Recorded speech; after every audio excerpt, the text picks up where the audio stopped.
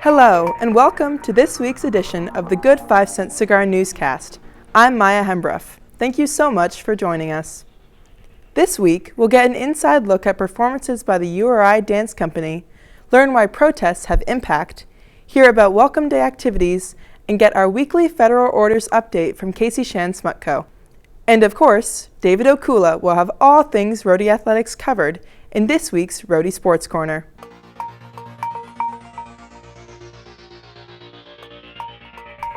For our top story this week, Stephen Russo attended the URI Dance Company's showcase. For more on the performances and what led up to them, here's Stephen. My name is Stephen Russo, reporting to you from inside Edwards Hall, and as we know, the end of the semester is upon us, so many URI performing arts clubs and organizations are going to be putting on their final performances of the semester. Today, we're going to be seeing what URI Dance Co. has to offer and what they've been working on all semester.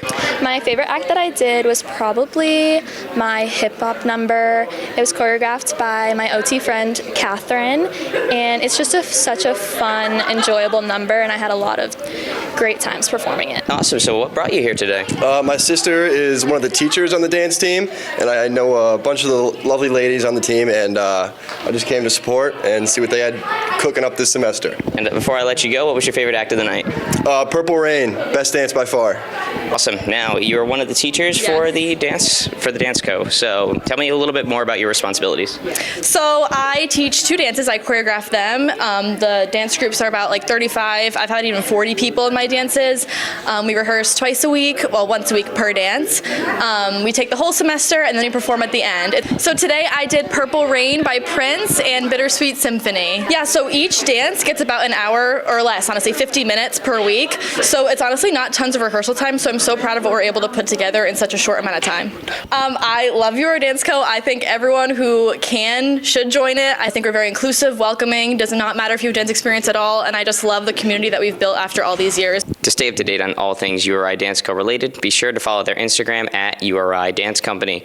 See how you can get involved with the organization and what they might be planning for next semester. From inside Edwards Hall, I'm Stephen Russo. Back to you. Thanks, Stephen. For our next story, Casey Chan-Smutko spoke to a URI history professor about the impact of protesting.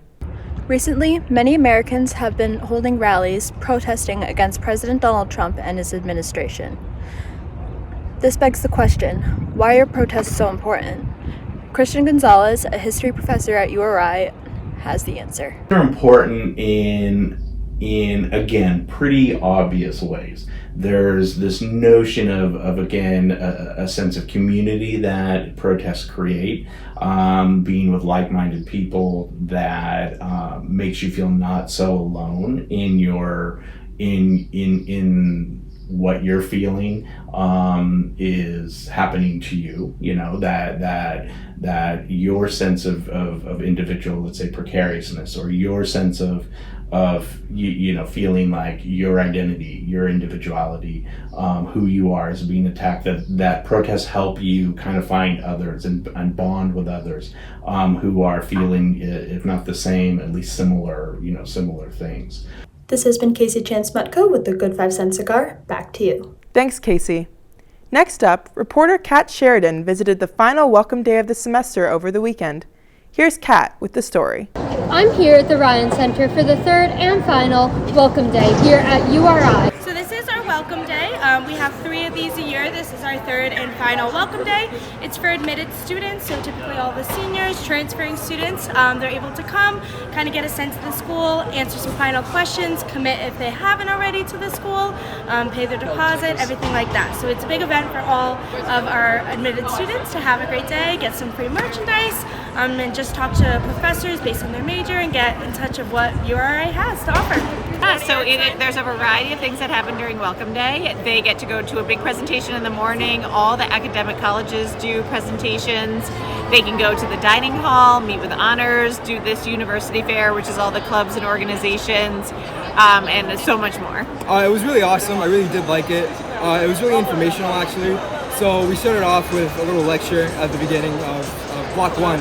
And after that, we went to Aberdeen, or I went to Aberdeen. We got to experience the dining halls, which was really nice. I really do like them. Really great food. And yeah, that was really nice. students. We typically get about the same every welcome day, so around 3,000 to 4,000 admitted students. So we get a good amount of students here, yeah. I'm Kat Sheridan with the 5 Cent Cigar. Thanks, Kat. Finally, we'll hand it back to Casey Chan-Smutko for this week's Federal Orders Update. For this week's report, I will recap URI Communications' latest email update on handling federal actions. As some people may know, visas for international students across New England have been revoked unexpectedly, which can impact our URI community. For non-citizens, U.S. Citizenship and Immigration Services has updated their registration requirements. This includes for non-citizens to comply with the new requirements. The new requirements include demonstrated evidence of registration, requirement for non-immigrants who turn 14 in the U.S. to re-register with the USCIS within 30 days of their 14th birthday. Report address within 10 days of moving, or there will be increased penalties for failure to do so. However, non-citizens who have already registered are not required to re-register again. Guidance for requirements can be found on the Office for Global Initiatives website. The website provides information about documentation, where to find additional information about compliances, and Immigration Counsel for legal advice. This has been Casey Chan-Smutko with the Good 5 Cent Cigar. Back to you. Thanks, Casey. Looking ahead, here's what's going on next week at URI.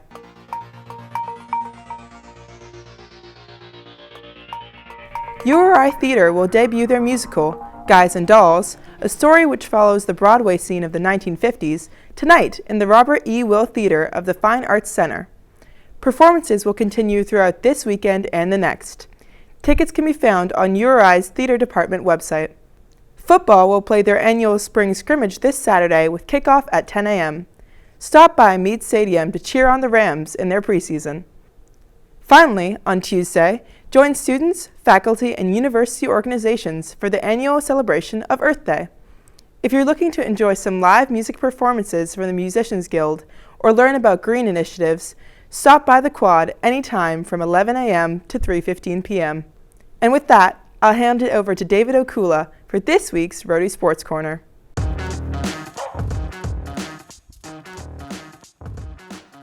Thanks, Maya. Hello and welcome to the Rhody Sports Corner, your place for all the latest updates across URI athletics. I'm David Okula. Baseball welcomed in St. Bonaventure this weekend for a 3-game series. Due to weather, the teams played a doubleheader on Friday where the Rams took both games thanks to quality starts from third-year Jeremy Urania and fifth-year Tristan Levesque. Gerard Villemenay has the story from Bill Beck Field. The University of Rhode Island's men's baseball team faced off against St. Bonaventure University in a 3-game series over the weekend. The Rams beat the Bonnies 2-1 in the series, beginning with game number 1, where the Rams defeated the Bonnies 8-1. The Rams stood their ground in the hitting game as players such as fourth-year outfielder Brody McKenzie was one of Rhode Island's leaders with 2 runs batted in, while also scoring 2 runs for himself. It felt amazing. I got 6 hits on the day. It felt great. Just one pitch at a time, and just saw the pitch I got and hit it, and it worked out great for me. In pitching, third-year Jeremy Urania had 3 strikeouts in the first 6 innings until leaving the game in the 7th inning. I was just trying to basically just better myself from last week, and I had a rough outing there, and I was just basically just trying to make my family proud. I usually just try to go out there and get the batter on 4 pitches or less. That's what I like to do. In game number 2, the Rams once again defeated the Bonnies in a 5-3 matchup. Rhode Island began the game with a 2-0 lead until the top of the 5th inning, where St. Bonaventure secured a home run while allowing another batter to score, tying the game at 2 runs apiece. The Rams took a 4-3 lead at the bottom of the 6th inning and scored one more run at the bottom of the 7th to win the game. They took the lead in the 6th, and I think it was DJ Parent came up with the home run to tie it right away, and I thought we were awesome offensively, just came right back. That's what I like about our toughness and just we have no quit. Like, they took the lead, we could have been really down, and we just came out and had really good at bat after good at bat in that inning, and we just took the lead right back. In the final game of the series, the Bonnies beat the Rams 12-8. Reporting from Bill Beck Field, my name is Gerard Villemenay, Rhody Sports Corner. As for some other scores and results around campus this week, following its series win against the Bonnies, baseball traveled to Bryan on Tuesday, where the Rams fell 7-4. Then they stayed on the road for another in-state rivalry matchup against Brown on Wednesday. Softball was shut out in both ends of a doubleheader against St. Louis on Monday. First, the Rams suffered a 3-0 loss before dropping the second game 8-0.